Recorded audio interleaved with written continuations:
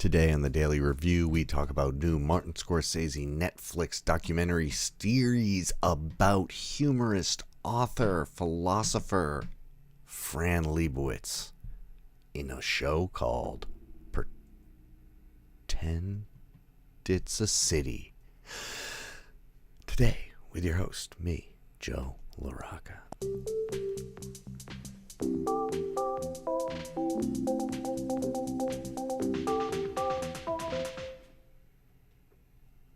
Hey guys, what's that?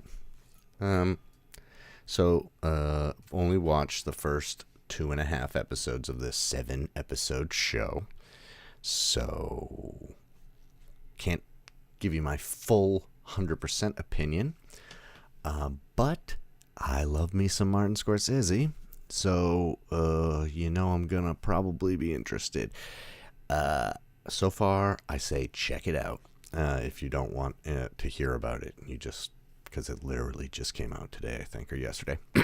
So anyway, this is a 7-part documentary series where each episode's about 30 minutes, where Martin Scorsese is basically having a conversation with New Yorker Fran Lebowitz, who, like I said, is a humorist and an author, and highly opinionated. And very, very, very funny. She's a salty peach. Each episode is kind of broken down into, some form of organization. I would say the first one is about the streets of New York. That episode's called Pretend It's a City. This is all based on one of the few Martin Scorsese things I haven't seen called Public Speaking, which was a documentary he did with her, and this is kind of an expansion of that in a lot of ways, kind of chopping it up. It's all new stuff, but it's like chopping it up, And I find Martin Scorsese with documentaries, he's so deft and precise, we've already talked about how he gets such amazing archival footage and stuff like that. So he always, he has unprecedented access. Because they know he's not going to mess it up, particularly that George Harrison documentary and the Bob Dylan one, very good stuff. And he's, I don't know, there's kind of usually a precision, like I was saying, but I'm trying to think of the word economy to what he shows. And this is a bit more drawn out, but usually he'll just show you one or two clips from the past, some archival footage, some newsreel footage, and it won't go into too much depth, but it colors the whole scene ahead without being too pedantic, being this. It lets you connect the dots a little bit more, making it very enjoyable to watch. Plus, since it's about humor, I can see why, it's kind of popping, but I can see already that it might be a bit long, a little overdrawn out, because after, I was halfway through the 3rd episode and I was like, I already have enough to talk about here. I'm going to keep watching it, but, yeah. But I could see where, I don't know. And then when I was just looking up the poster and the trailer, I saw a few headlines that were it's good, but it's long. So, I'm not, I don't know. But I won't do a whole nother episode on it unless it's the end is fantastic or whatever. But, in a few days or whatever, when I finish it, I'll let you know if the whole thing was worth it. But so far, the first 3 episodes, I would say definitely worth it. The first episode's about the streets of New York. I should, for some disclosure, I lived in New York City after a very naive time in my life. Right after college, I moved to New York that September after college. And got a job at the New York Film Academy, where I had been working up here at the summer program that they have at Harvard for several years. So I that was my in, and I moved down there with Jeff Fields. He's that guy that I lay in bed with him in Frankfurt, drinking beer, watching 10 Guys I Hate About You. 10 Guys I Hate About You. 10 Things I Hate About Guys. 10 Things, guys, gay. 10 Things I Hate About You. Anyway, yeah, anyway, that if you don't remember that story, I don't know. I don't remember what episode I talked about it on, but anyway.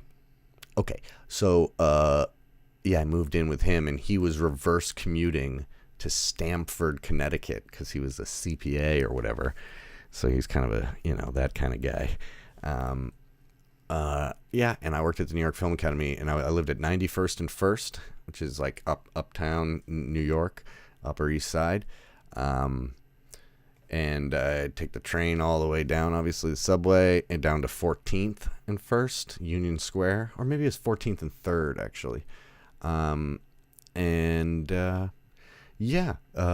had a pretty long walk to the not that long, but I had several block walk to the 86 and 3rd, so that's like 4 over because there's, I don't know, whatever. Anyway, I basically got to, involved in the city. Not involved, I got a real taste of the city more than just a visit. I lived there for like 9 months or so, and then I was like, not even actually. I had my lease for like 9 months. I bailed pretty quick. I found it so stressful, mainly because I had like no money at all, and I just felt like everything about the city was very stressful, and it was costing literally everything. And I was just like, I was always anxious about everything in terms of like, how was I going to pay for that or do this thing? And, and I didn't really know what I wanted to be doing, but man, it's overload for my senses, and that's a lot of what they're talking about here. And this is where Fran brings some comedy to all this chaos. And it's, and it really, I don't know, if like you have never been to New York City and you plan on going there, like you should watch this first, because I think she embodies the spirit. Even though she acts like a complete outsider. She wasn't born there. She moved there after high school. She dropped out or got kicked out of high school her senior year, I guess, and then moved to New York City to be a writer. And, in the 70s, when all this crazy stuff was happening, when New York was like, really New York, I guess. And kind of like lost my train of thought. But yeah, it's about her take on that experience. And, it just makes me realize that like I have unfinished business with that city, but it also reminds me that like I wasn't wrong. Like it is very stressful and emotional and stuff. So the first episode is about like just how people move and navigate around the city and why they're there, and the combination of tourists and like how expensive it is. She makes this good point. She's like, it's so expensive and nobody knows how they're going to pay for it, but yet 8 million people do, so it's like and people are like, if you always complain about all this stuff, why do you still live here? And she's like, yeah, suggest another place, because she's like almost like a Woody Allen. That's what she's like, the female Woody Allen, I guess, or like maybe a little bit like, I don't know, I'm just thinking about Bob Dylan a lot. I was going to say she's a little bit like the female Bob Dylan, but certainly not that. But certainly like a sense of humor, very wry. She gets asked, does complaining help? And she goes, it hasn't changed anything so far. And Scorsese is such a good audience and interviewer because he laughs and he's like so enamored by the guests. Not in the way Jimmy Fallon does it, but in, I don't know, he doesn't interrupt and he just kind of is enamored by the guest, but is still, he feels genuine. It doesn't feel like Jimmy Fallon who's just like, oh my God, oh my God, that's so funny. Jimmy Fallon sucks. Anyway, I like the idea that New York is like different and the same for everybody.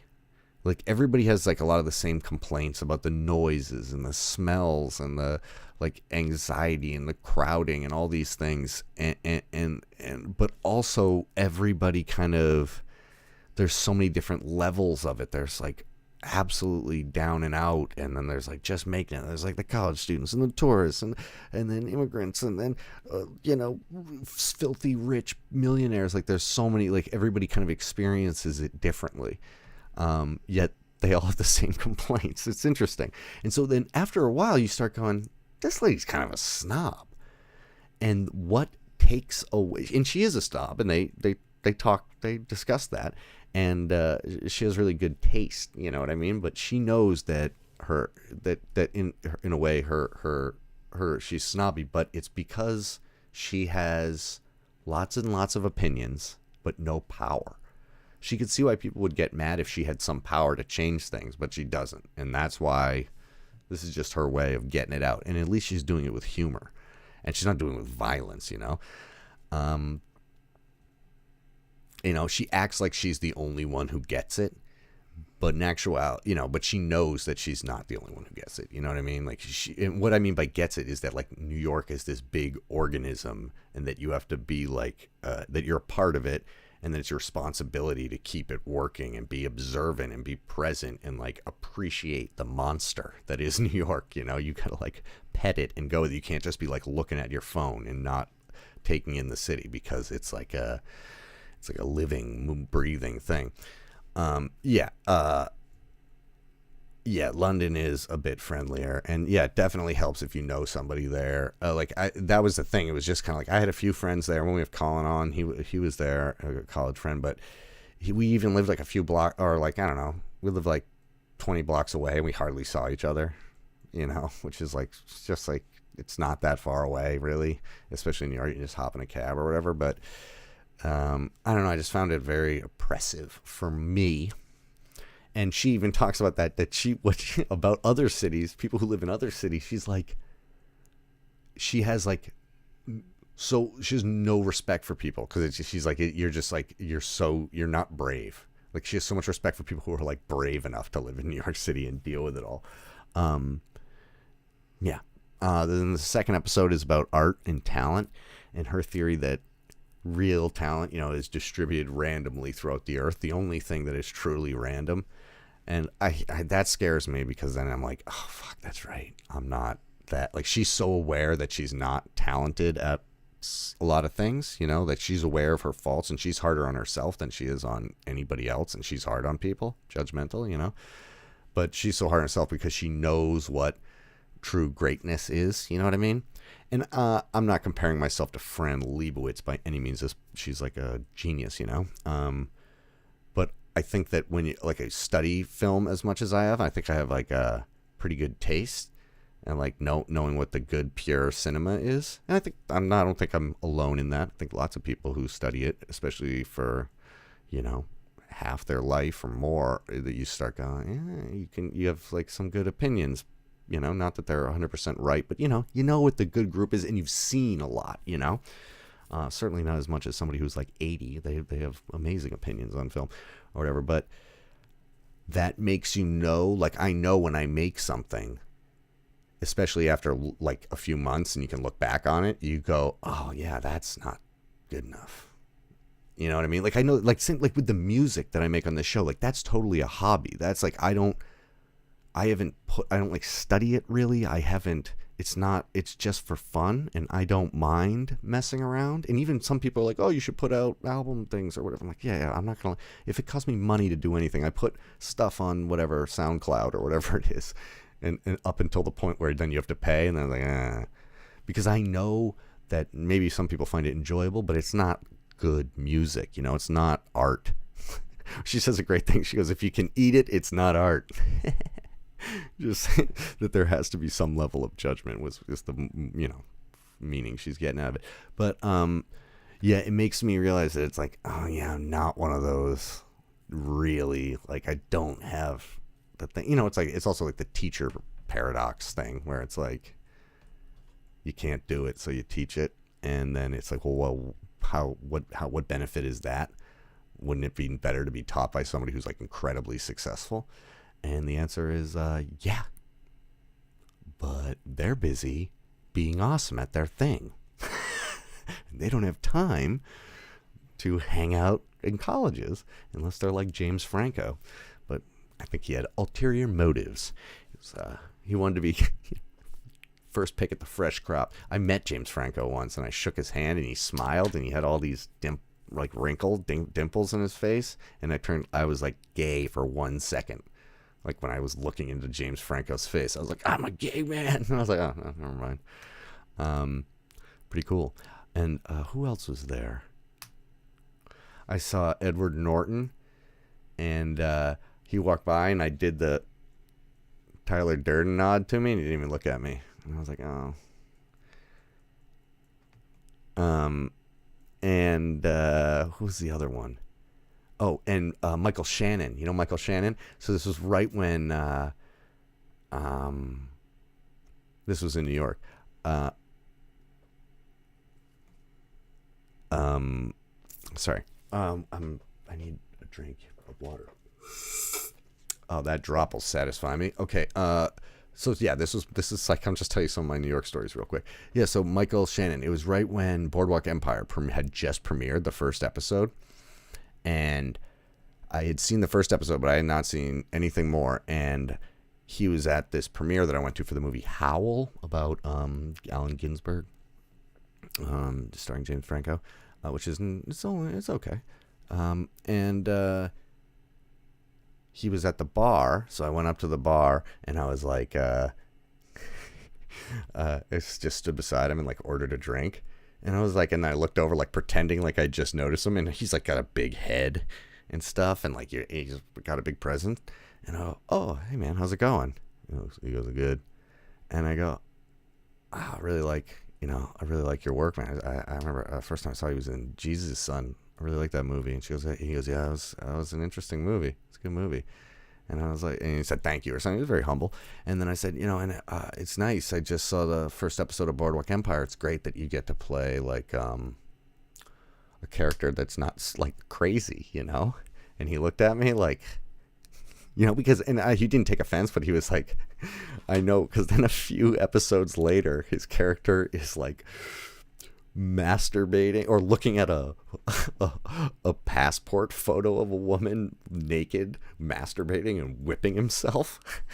And then later in the series, he baptizes a guy to death. So he was definitely thinking like, get ready, buddy, because this character is just as crazy as a lot of the other characters I've played. I really like Michael Shannon. I actually really like when he plays kind of, there's a good movie he was in called 99 Homes with him and Andrew Garfield, where he plays like not a complete sociopath, which he does really, really well. But I like when he's just a guy. I think that's like, he was also Zod, I believe, right? It wasn't his fault. They drove a dump truck of money up to my house. Anyway, yeah, I do feel like I have unfinished business with New York City, and yeah, this show could have been called like Fran versus New York City, Fran versus NYC, and it's so fun to like listen to her complain, and it's just like a great stand-up act directed by Martin Scorsese. I do think it's probably a bit long because I was starting to feel its length after 3 episodes, and the 3rd episode is about transportation, like the subway, and specifically the subway and moving around, and obviously it goes in deeper into each topic.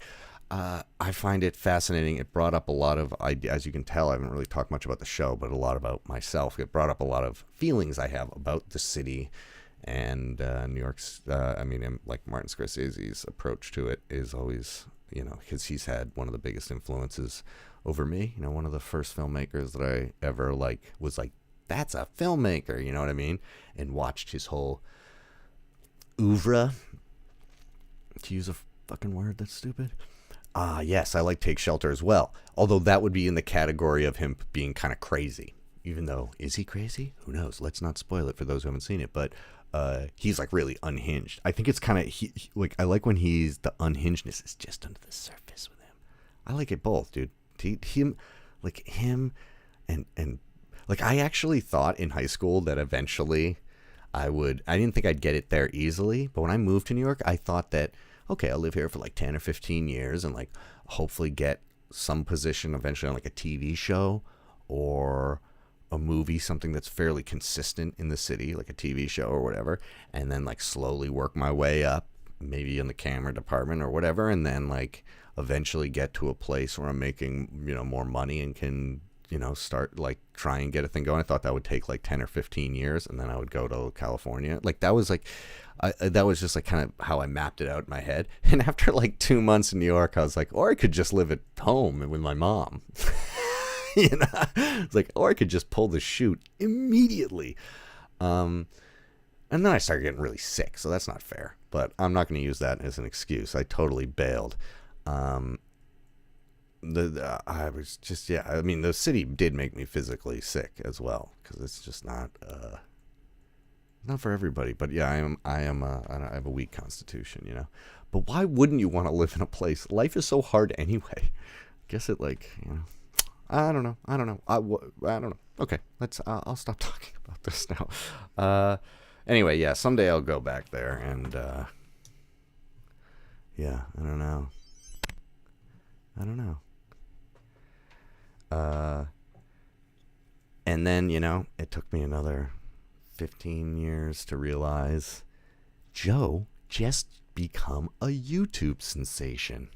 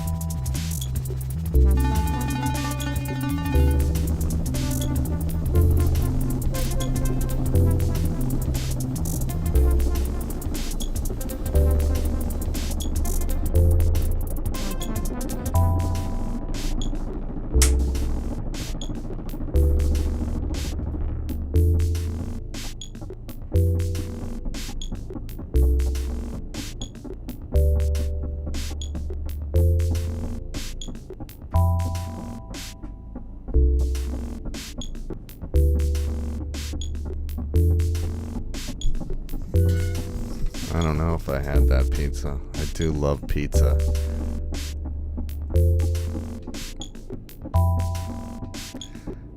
I think maybe I've had that pizza. I also like Gray's papaya. The only time I go to New York now is to see Fish shows. Hopefully Kevin and I will go to a Fish show someday at Madison Square Garden, and I can get a Pepsi and a pretzel with him. It'd be fun. I'd go as far as, I don't know, I think he goes to Merriweather sometimes. Maybe, Kev, when all this is over, we're going to meet up at a Fish show. Unless you don't actually like me.